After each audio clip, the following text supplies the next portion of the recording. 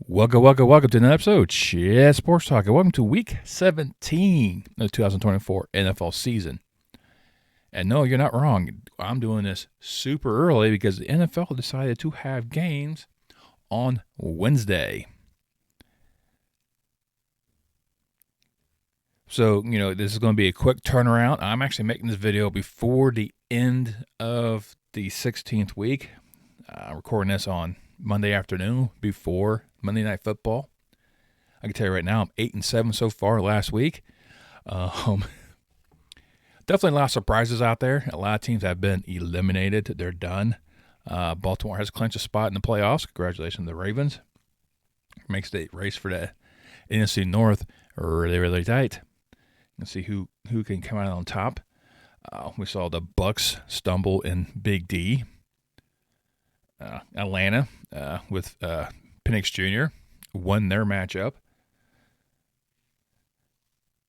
And there's rumors that Cousins will be cut before he gets his like a $10 million payout, which I think is like March, I believe.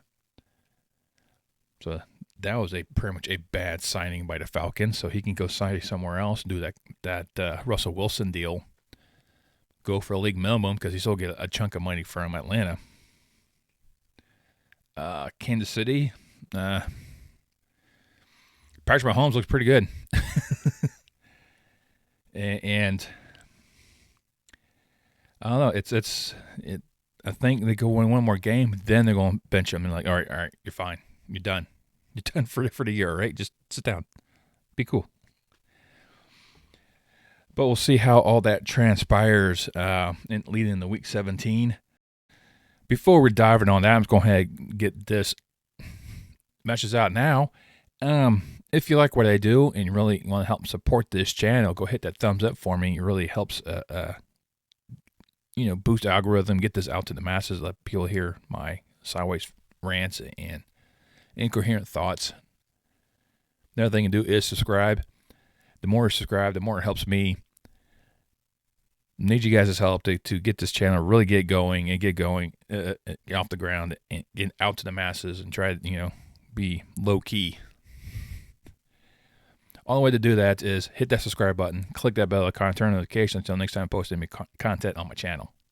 And you'll be, as soon as a new video drops, you will be notified. Now we got that out of the way. Let's go ahead and dive into Week 17. That's right. We're going to go ahead and dive right in. Soon as you sit around your Christmas tree or wherever you celebrate the holidays, you opening those gifts up and hearing all the kids with their noisy toys. And before you put that turkey in the oven, go ahead, click on the television, and you start watching Christmas football. But the only way to watch it is on Netflix. So that is kind of a downside thing there. So it's going to be a huge swath of the country not be able to watch this game because it's on Netflix. Like myself, I will not be able to watch this. I don't have Netflix. That's my problem, not your problem. But we have two games on there that should sound familiar because they just played last Saturday. Kansas City will head up to Steel City, take on Pittsburgh. Now, Mahomes played yesterday, and he looked fantastic on that ankle. I'm sure he's a little sore right now, but I think he's going to be just fine getting back in there. It looks like T.J. Watt's back in on the front line for the Steelers, but it looks like George Pickens is right now questionable, possibly out for the game against the Chiefs, which would change the total dynamics of the Steelers' offense. And we saw that prevalent with the Ravens. They just couldn't get anything going against Baltimore, and the fact that they just kept coughing up the ball. In the case of the Butterfingers, you can't do that with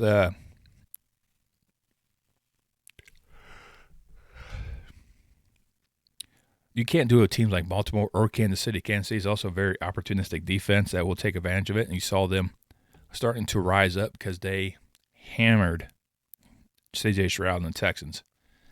They could not get much of anything going. I mean, they had The opening drive they had was spectacular, but beyond that, really wasn't much else they can do to really put a dent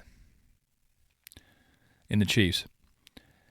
And I have a feeling that defense is going to step up again. And it was like the case last year. The defense was what the Chiefs rode all the way to their repeat. Could be key this year, too. We all know the magic of Mahomes. Over 3,600 yards in the air, 23 touchdowns. He does know how to run. He has Kareem Hunt back. Pacquiao's back. So he has a good backfield as well.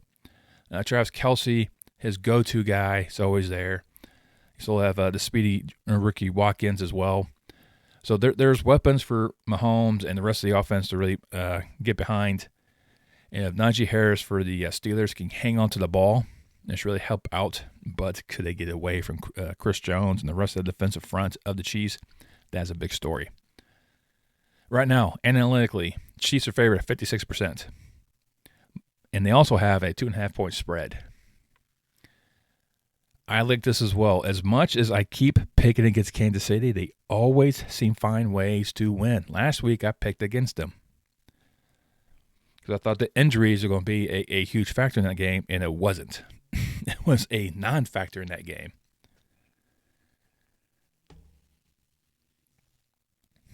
But I think just have to win one of the next two games to clinch home field advantage. And I think if they clinch, win this game and clinch it, Mahomes is going to be benched for that last game. Just to give him 2 weeks to recoup. Which, that would be the smart thing to do. But, that's a story for a different time.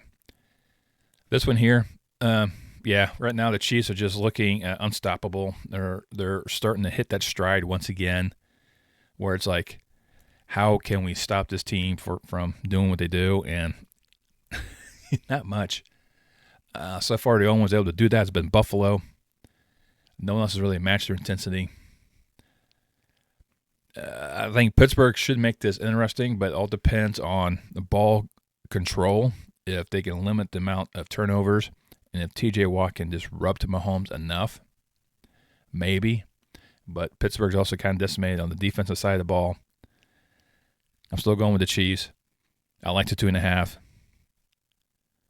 And let's move on to H-Town, where now the Houston Texans play host to the Baltimore Ravens. Both teams are playoff bound. Houston's trying to help their position. Winning against the Ravens would really help that.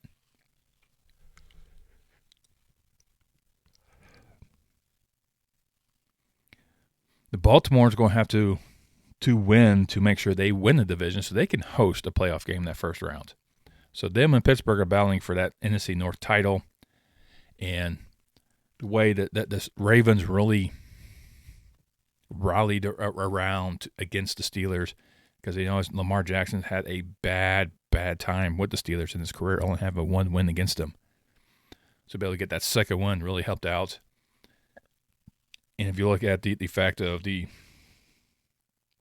two teams, they're built eerily similar. Both have dynamic quarterbacks. They're athletic and mobile. Bruising running backs. Young, vibrant receivers. A hungry defense. These guys are almost carbon copies of each other. But we've seen the offense of the Ravens really thrive these past couple of weeks. And we've also seen the Houston Texans during the past few weeks struggle. And part of it is due to Nico Collins not being available. That kind of limit the offensive output that they had. Now he's back. Should expect a little bit better offense output by the Texans. But the Ravens defense should be there to help eliminate a lot of things. The thing that's going to hurt them the most is the wide receiver pool being sitting out. Zay Flowers and Nelson Aguilar could also be sitting out in this game, so that limits the amount of targets Lamar Jackson has. But you have King Henry and you have Lamar. two guys that can actually break out and run. So there's other weapons that Lamar has in his possession, not only his own feet, but Derrick Henry's feet. So he's going to find targets. There's no question about that one. Can Houston's defense be able to contain the rushing attack of the Baltimore Ravens? I doubt it. I don't see that would happen. Right now, analytically, Baltimore's favorite at 64%. Baltimore also has a 3.5-point spread. I like both of those. I'm taking Baltimore, going to H-Town, squeak out with a victory. And then we head to Thursday night. Boy, this is just a whole bunch of fun games, isn't there? And we head to Chicago. Yes, the Bears play host to the Seahawks, and the Bears should just go to sleep. I don't know what this Bears offense is trying to do.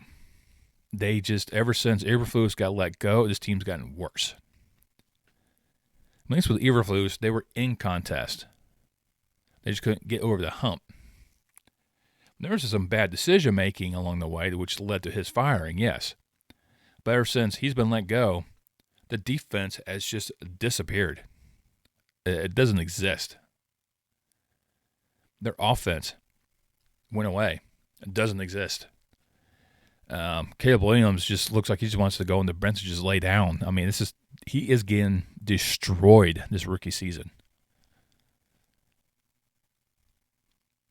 I mean, you look at Seattle, they put up a fight against Minnesota last week. They just couldn't come over the top. And because all part of Geno Smith does like to throw interceptions. He likes to keep things interesting. And that's part of his problem. And Chicago may be able to, try to capitalize on those mistakes. But if you look at the record recently, that's going to be part of a fat no. I do think Chicago will kind of make this close. They'll get back to those games prior where they'll look like they were on the cusp, but not doing it. I mean, ever since Washington let down, this team has just went straight down the drain. Seattle having the ever smallest margins advantage. They also have a 3.5-point spread as well. I think with this one, these are one of these games that I want to go Chicago because it's just me being a Bears fan. I want to do it. I want to support my team, and there's nothing wrong with supporting the team. But the fact that offensively they just are meh. I mean, high school teams can, defend against them. This is how meh they are. So, as much as Seattle's kind of struggling, but they kind of need to win to keep them pace for that divisional crown, that playoff spot. They have something to play for. They got more on the plate. Chicago has to play spoilers. I don't think they're going to do it this week. I'm taking the Seahawks to win in Chi-Town. Now we're off to Saturday. We'll go up to Foxborough, where the Chargers come to town, looking to try to continue to push their playoff stock. Right now they're beating Denver's kind of help, keep a separation between them for right now. But they need to make sure they stay in that pace to keep that 6th seed. And New England's going to be one of these teams that, depending which version the Patriots shows up, should make this an interesting game. And this tends to be the point where the interesting version of the Patriots was going to show up. Now, they could just, tank the season as well, just trying to look for that good draft pick. But they're going to look to try to develop Drake May some more. They had some improvements of him, showing some glimpses of what he can actually do, which is fine. I do think he's going to be a good quarterback for New England once all the pieces get in place for him. Harbaugh's trying to get Justin Herbert, get him to the next level that he knows he's part capable of. Hasn't quite attained yet. And I really think this is going to be more of a, can the Chargers continue this momentum they did when they beat Denver and not get sucked into a trap game like this? LA has a 60% analytical advantage in a 4.5-point spread. I'm iffy on the spread, but I'm going to go challenge it. I am taking the Chargers to win in Foxborough to get that 10th win of the season. Now, speaking of Denver, now they head to the Jungles of Cincinnati. And this is one of the games that Denver cannot afford to lose, especially to this team, because then Cincinnati has a tiebreaker. So there's a lot on the plate in this game. This should be a really good battle between these two teams. Definitely trying to get that last playoff position. Bo Nix has really thrived under Sean Payton's leadership. You've seen Joe Burrow doing pretty much anything he can to win. This is MVP-esque numbers. Once again, I think his name should be listed on there as a top 5 candidate. I mean, he's not going to get it. I think Josh Allen, has just been phenomenal this year. But, Joe Burrow over 4,000 yards, almost 40 touchdowns, and only 8 interceptions. Especially many times he's been flushed out of the pocket, sacked, hit, beat up, and he still finds ways to get the ball out. You need to have guys like Jamar Chase and T. Higgins as your two primary receivers. It makes things easy for you. And that's something that, that Denver defense is going to have to try to pick which target to try to shut down. Because if you shut down one, the other's going to take off. You can't cover both. And then maybe Chase Brown can break loose out of the backfield.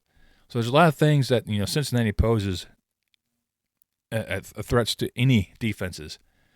It's the Bengals defense that's going to be allowing Bo Nix and the Broncos to stay in this game. And Bo Nix can air it out. He has shown it time and time again. I have a feeling it's going to be very similar to that Broncos-Chargers game we saw last Thursday. It's going to be down to the wire. Right now, analytically, Bengals are favored 57%.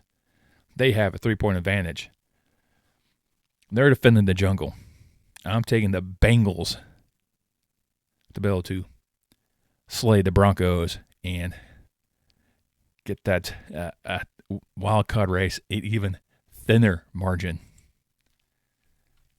Now we have to SoFi where the Rams are going to play host to the Cardinals. The Cardinals have been eliminated from the postseason play. They can't have no shot at it. All they can do is play spoilers. Losing Connor is going to be a huge factor for the Cardinals. And if he's not able to play, that's a huge rushing threat they're not going to have to kind of help balance this offense. Kyler Murray's still going to do what he's going to do on the ground as well as in the air. But with Matthew Stafford, when you have Puka Nacua and Cooper Kupp as your two primary targets, and then Williams coming out of the backfield, that is a monster offense to try to stop. And right now, they are just clicking. They're humming. They're just moving right along, having no issues, just doing what they want to do and moving forward and trying to get that division and get that home field advantage. And right now, analytically, they're favored at 56%. They also have a 5.5-point spread advantage. I, too, like the Rams to knock off the Cardinals at home to contain their reign or their grip on the NFC West. Now over to Western New York, and the Jets come to town in a key matchup.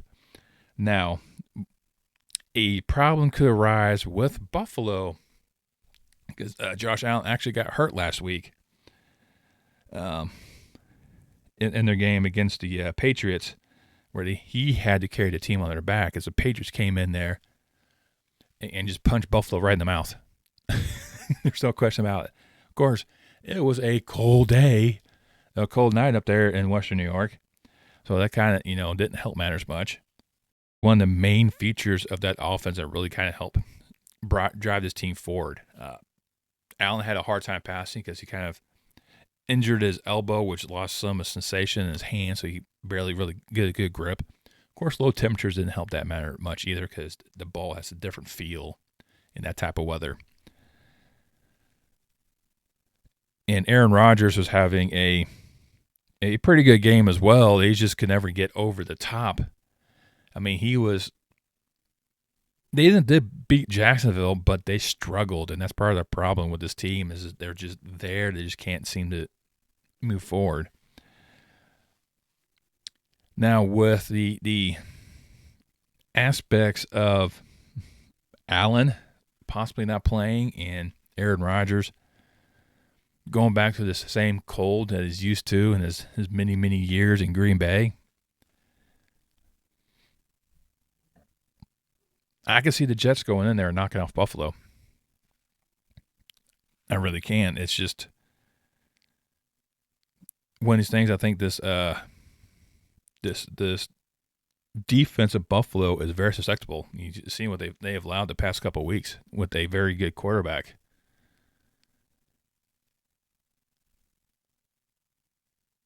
And it's going to be a difficult sell for me to kind of really see if going. It's all depending on whether Josh Allen plays or not. If Josh Allen plays, that's a different aspect. And I mean, I want to be able to say that yes, it's going to be all Buffalo.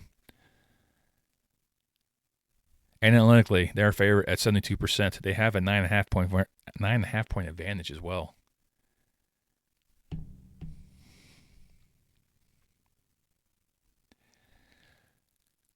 I am going to go on the edge. I'm calling audible as well. Because of the question right now of Josh Allen playing and it being Aaron Rodgers, and he's used to this cold weather, and the Buffalo defense, I'm taking the Jets to upset Buffalo on Sunday. We'll head down to New Orleans, down to the Big Easy. As the Saints play host to the Raiders, and this is just going to be a mash unit of a game. O'Connell is back up front. He had a great game against the Jaguars, which a lot of people in Vegas are scratching their heads like, why are you doing this? New Orleans is another team that's kind of battling, trying to keep themselves relevant. They have no shot of anything else. You got Rattler pretty much being the quarterback down there in New Orleans. So this is going to be a hodgepodge of players being in there. He's like, which ones do you want? You know, do you tower to the Bowers, you know, the great tight end for the Raiders, or are you going with Alvin Kamara, the multi-tool that the Saints have on offense? Which defenses are you going to trust more? This is going to be, I think, this is a coin toss. Analytically, Raiders have a 55% advantage. The spread gives the Saints a 2.5.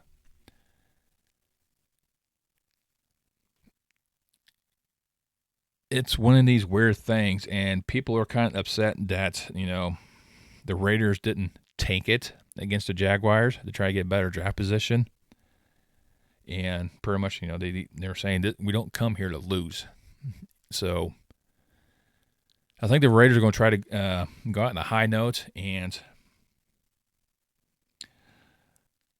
I'm calling another audible. I'm going to take the Raiders to win in New Orleans and just start winning to end their season on a high note. No, we have their MetLife out there in East Rutherford, New Jersey, as the New York Giants play host Indianapolis Colts. The Colts have a very slim chance at the playoffs, so they got a little bit more to play for. Giants have nothing to go for it. Richardson is looking to continue to develop and get better in his aspects.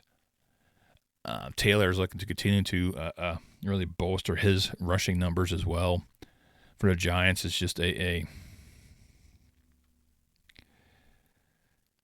tragedy right now what's going on. I mean, they had that great game against New Orleans and then just kind of fell off after that. Well, I'm not going to call it a great game against New Orleans because they ended up losing, but it was just one of these things, and I think it's just going to be a continued trend for the Giants. Probably going for that number 1 draft pick. But it'll make it look interesting. Right now, analytics has Indy at 63%. They also have an 8-point spread advantage. I like the Colts in this one. I'm taking Indianapolis to win in the Big Apple. Now, due to the flex schedule, the Cowboys-Eagles game has been moved to the early start of the noon kickoff for a key matchup in Dallas. Didn't have nothing to play for on Sunday Night Football against the Buccaneers. They took it to them. But because of the Washington win, Dallas is eliminated. They have nothing to play for. All they can do is play spoiler. Maybe deny Philadelphia a chance to have the home field advantage. They're starting to play up. I mean, they struggled against Washington, and Washington was able to drive with a game-winning touchdown to win the game. So kind of burst the bubble a little bit in Philadelphia.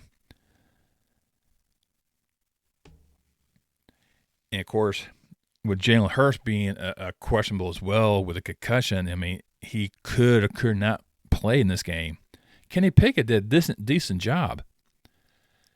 They could have won that game against Washington if Devontae Smith held on to the ball. So Kenny Pickett back there at Philadelphia is still decent. I mean, they're probably a little bit better in the passing attack. They just have one less rushing threat. But Philadelphia is not going to change offensively too much with Kenny Pickett behind center, much like Cooper Rush being in Dallas under center. Nothing really much changes with them. CeeDee Lamb could be questionable because he kind of re-aggravated his shoulder against Tampa Bay as well. So there's going to be some injury concerns on offenses. It's the defenses and see what happens there. Can the Cowboys defense continue to get their players back and start filling those gaps and really become the defensive unit like everyone expects them to be? Marcus Parsons is everywhere against the Bucs. He's going to be everywhere against the Eagles. Right now, analytically, has a huge advantage for Philadelphia at 77%. They also give Philadelphia a 7.5-point spread. Take Dallas for the points. This is going to be close. This is a division rivalry. It's going to be close. But I do feel that Philadelphia Eagles will be too much for Dallas and be able to edge out the Cowboys by 3. Down to Tampa Bay, where they get the Carolina Panthers into town. Get them back in. Last time they faced the Panthers, had to go to overtime to beat them in Charlotte. They're coming. The Bucs are going to come into town, licking their wounds. Just what could have been the total miscues they had.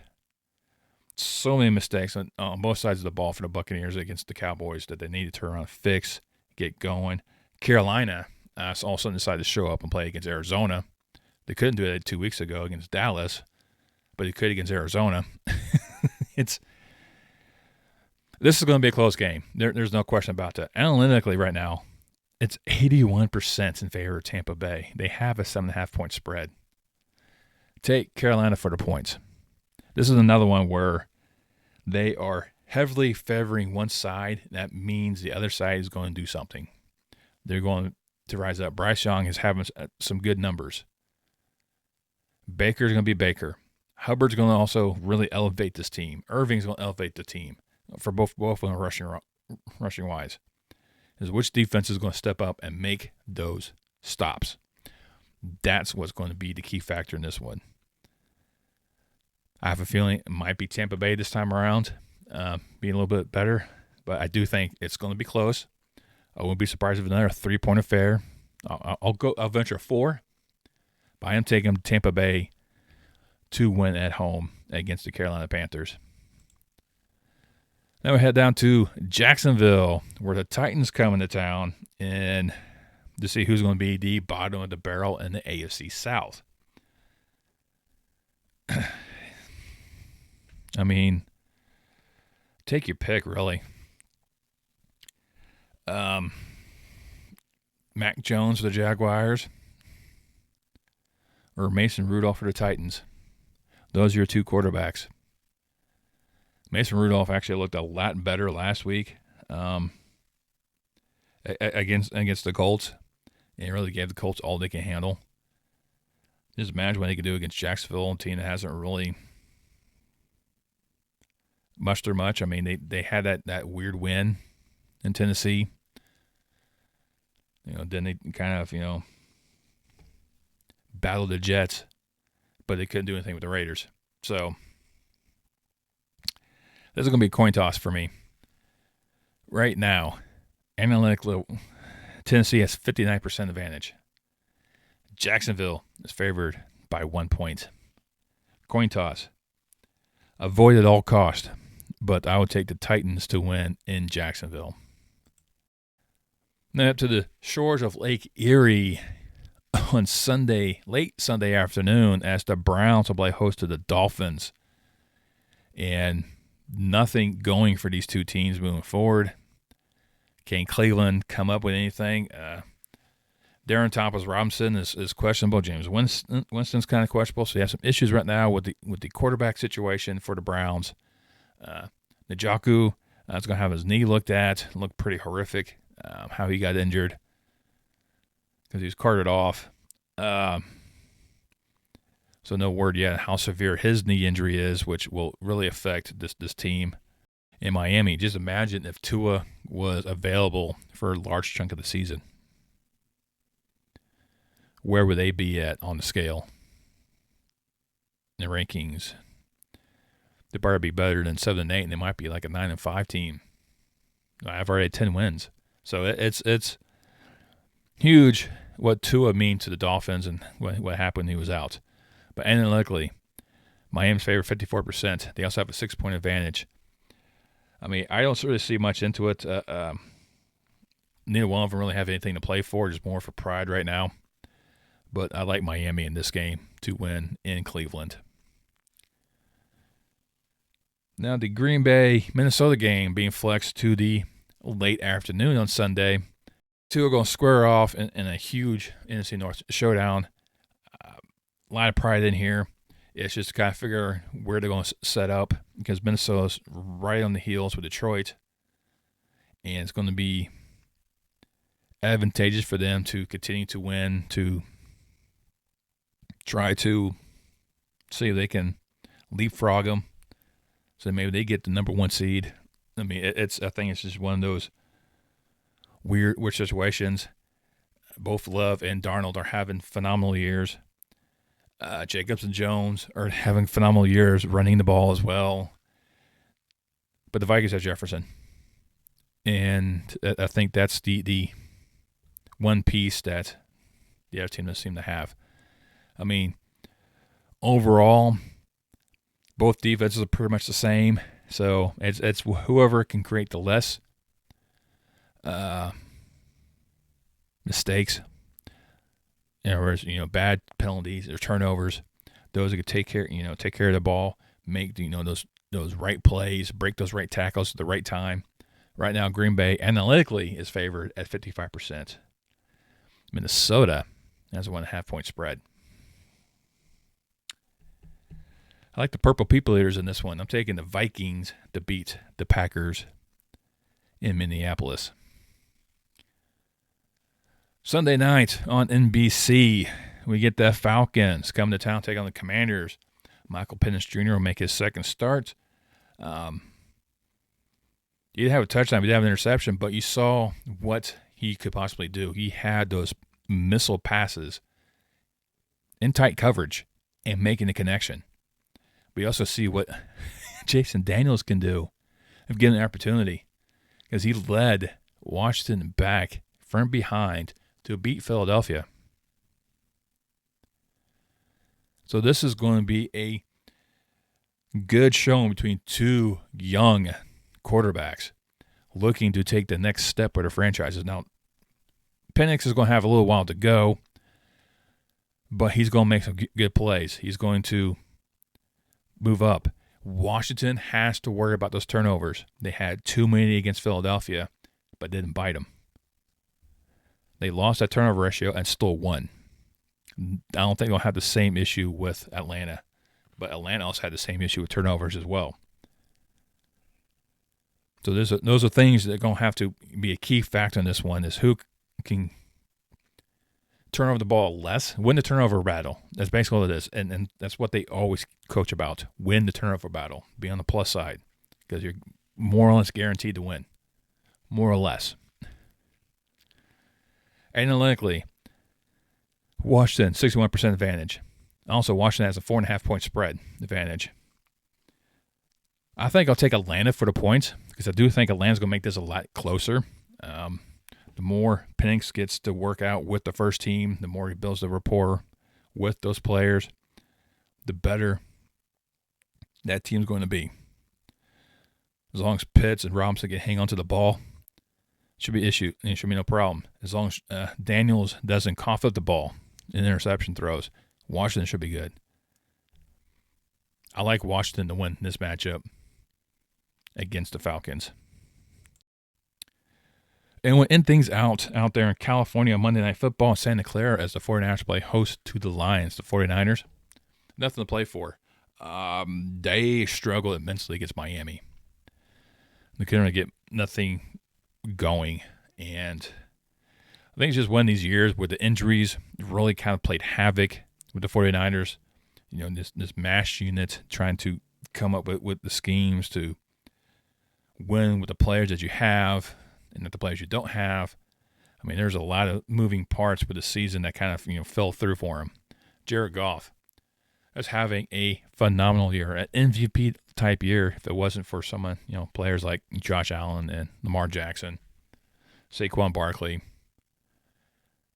Jared Goff and Joe Burrow should be up there as well in the conversation for the MVP numbers they've had.